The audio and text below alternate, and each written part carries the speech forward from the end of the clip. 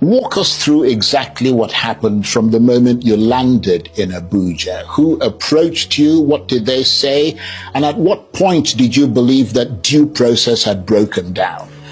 Well, I came out of the plane, and a young man that is well dressed with a nice suit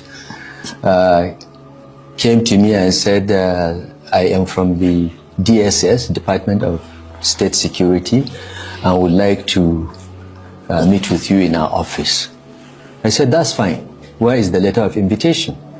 He said, my bosses have it. I will escort you to them. I said, I'm going through immigration. I have to do that. Just get me the letter. So he said, okay. But I noticed that as I started going, more and more people came out. Apparently, I didn't know because I slept through most of the flight, and even when we landed, I didn't call any of my guys to learn what was going on. But apparently, they had moved about 50 DSS operatives to the airport with the specific instructions that I should be detained, I should be abducted and detained. I will come to other details. But so we started working, but I saw more people coming out. You know, I'm a politician. I'm used to crowds. I'm used to people surrounding me. And then as we moved forward, we came to the point that I either go right for immigration or left for the e-visa. And the two officers came forward, one big fat one and another about my height, and said, we are from the DSS, sir, we are going this way. We need to go to your office. I said, I'm not going to your office. I'm not going anywhere until you show me a letter of invitation. Your guy said you have a letter. He said, no, sir. I said, if you don't have a letter, I'm not going. You know my house. I live very close to the DSS headquarters. I can even walk down there if you bring a letter of invitation. So I tried to turn right, and they tried to force me to go left. I said, look, don't touch me. I'm going with my passport to have it stamped. And I'm not going where you want. He said, you have to go to where I want. I said, even the president cannot tell me I have to do anything. It's a free country, it's a democratic country, and I don't have to do anything that I do not wish to do. So you are just a middle level or senior civil servant. The president cannot tell me what to do. Don't say I have to. It's inappropriate language. And I turned right. By then, of course, some of the passengers had come and began to form a crowd.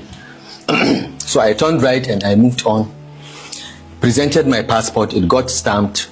And remember, before you stamp the passport, a DSS operative has to look at it and then hand over to the immigration officer. This were done. If there was any issue that is really official, the DSS operative would have told me we've been asked to hold your passport.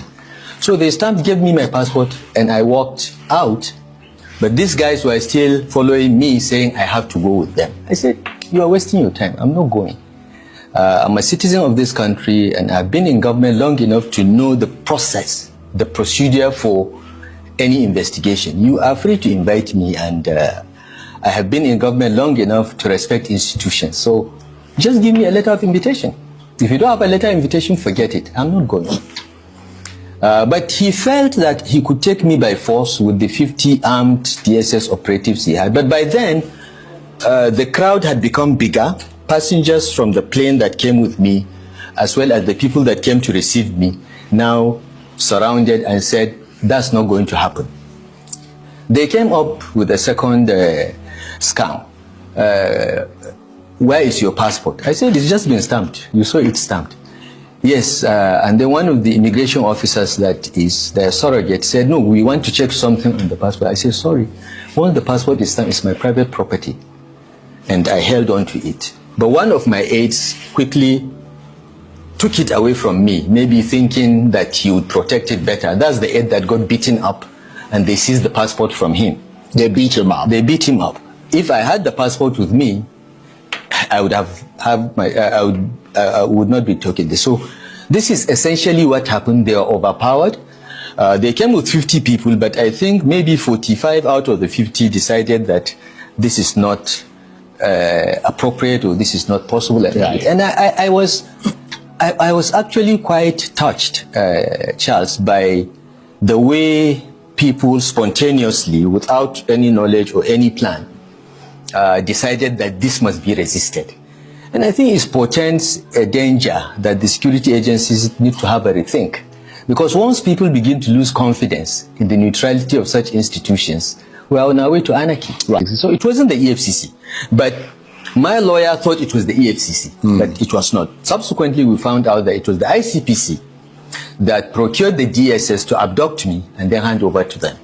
And this is a modus operandi of the ICPC that increasingly has become a personal tool of Nuhu Ribadu.